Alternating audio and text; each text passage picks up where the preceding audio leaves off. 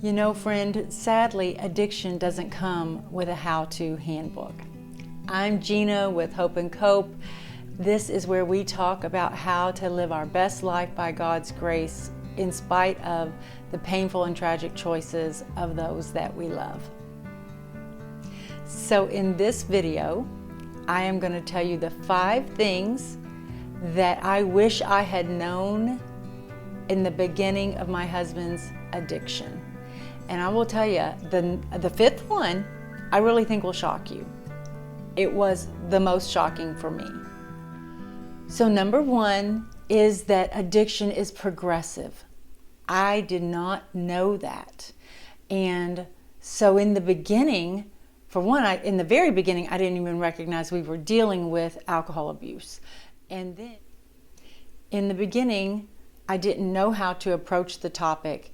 And so I didn't take it, I did take it seriously, but I didn't take it like time was of the essence. So I just wish I had known then that it was a progressive disease, and the longer we dealt with it in the least effective manner, the more likely or the harder, the more of a hold it was going to take, and the harder it was going to be to address. If I did know that time was of the essence, I could have taken a stronger approach earlier. Number 2, rehab isn't a magic bullet. Rehab isn't, for us, it was not the cure. I'm not against rehabs. Rob has been in multiple rehabs. He has been in 28-day programs multiple times. He has been in long-term rehab at least 3 times. And none of them, you know, yes, he might have had a stint of abstinence during that rehab, but many of them he didn't even stay abstinent during the rehab. So it's very complicated. People can actually get around other addicts and learn more and get reinforced in their addiction. So that is just a possibility, and that sort of thing I think happened to Rob more. And I didn't know it was going to happen. I didn't know that he was going to come out with a wider range of options than when he went in. So just know that it may really be a huge asset for some people. I have friends that their loved one went into a 28-day rehab and came out and never used again. But most of my friends, that's not the case. And it certainly wasn't the case for us. And I do really think that if someone is going to go into a rehab, they need to go into a longer term rehab, because it's just, depending on the severity of the addiction, it's just going to take longer than 28 days to reset that illness. The 3rd thing I wish I had known early on in my husband's addiction is that a person with addiction cannot be trusted. Now, I know every single one of these, I'm sure there's exceptions, but to the vast extent, people in addiction cannot be trusted. I don't care how trustworthy they were in the beginning. I think I've told you all that my husband was a minister for years. He was a senior pastor for a few years, and then he was an associate pastor for years. And we have been in church our whole lives. As far as I know, my husband did not lie to me prior to addiction. But once he was in addiction, lying was inevitable. So even when they make promises and mean them from the bottom of their heart, they can't follow through. The addiction will take over, and they are powerless to follow through on promises of I will never drink, or I promise I will show up for that, or I promise I won't spend my money on that, or whatever it is. They don't have the control. So no matter how much they promise, or we ask them to tell us the truth, they just can't. They just can't. to a vast extent. They just can't. And we need to know that. And I wish for the first 4 or 5 years I had figured that out, because it took me forever to figure out that just everything he says cannot be trusted. Okay, number 4 that I wish I had known early in my husband's addiction is that they cannot process through to the consequences of a situation. So, you take a person like, if you take a child and they start an addiction early and they were never a person that had responsibility or that thought about consequences, then maybe this is just not a shock to you. But my husband was a father of 3. He was a pastor, and he had a full-time business of his own. And he was a very responsible person and thought always about outcomes. But then when this addiction came into our lives, he could no longer, they say, see the movie to the end. Like he couldn't start in the beginning and see that this was going to have a terrible consequence, and then weigh those consequences and decide whether he was or wasn't going to drink or lie or any of those things that had huge consequences. And the way that I've had it explained to me is that next fix is like air.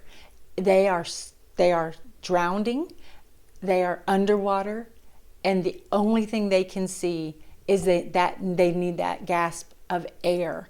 So that is what that next fix is like. And they get very tunnel vision. They get just tunnel vision over that next fix, and they cannot see the consequences. They cannot see if they're going to drive drunk. They cannot see if this is their last chance and they're going to lose their children. They cannot see if they are going to lose this business deal. They cannot see if their spouse said, if you drink again, I will leave you. They can't see past that. And if they do even understand, you say, this is what I'm going to do. Are you going to make that choice? And they say yes. And then they do it. And then you follow through. They can't grasp the consequences because all they can see is that they need that drink. Which brings me to number 5. This is the one that was the most shocking to me and took me years to get a revelation about. And that is that in the mind of the addict, the drink is not the problem. The drug is not the problem. Whatever it is, if it's gambling or pornography, they don't see the addiction as the problem.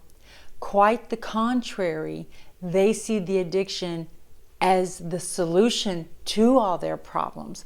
For us to want to restrain them, from that addiction, for us to think that addiction is dangerous and to try to help them to manage or reduce or stop a behavior, to them is insane, because to them that is the solution to the problem. I am in angst without it, and with it I'm at peace.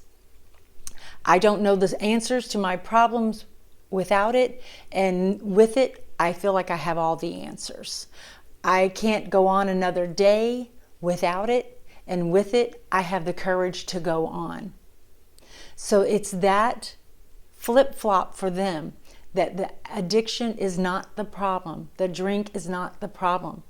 Even to money solutions, it's not the problem that they're spending their money on drugs and alcohol and they can't pay their car payment. That drug and alcohol is still not the problem. It's the solution. So that was the most consequential for me, because I felt like he understood that we had a problem. But, to an alcoholic or an addict, if you're standing in the way of them and their next drink, then you're the problem.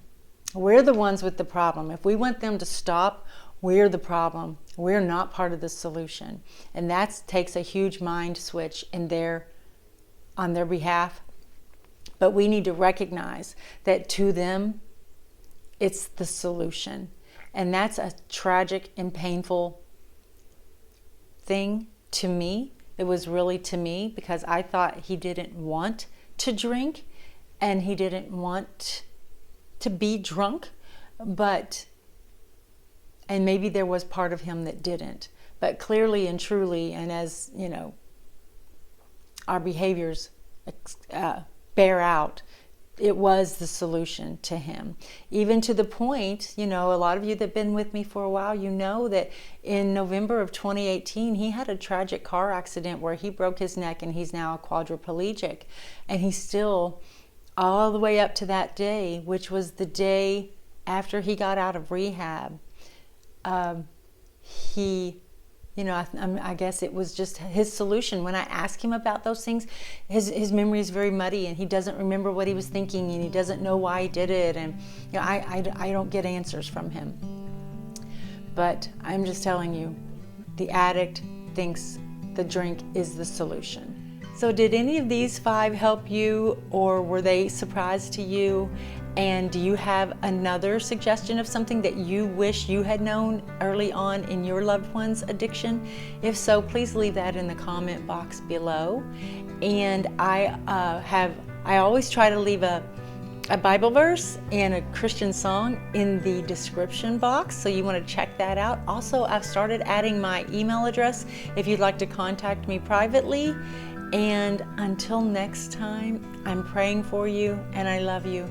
Goodbye.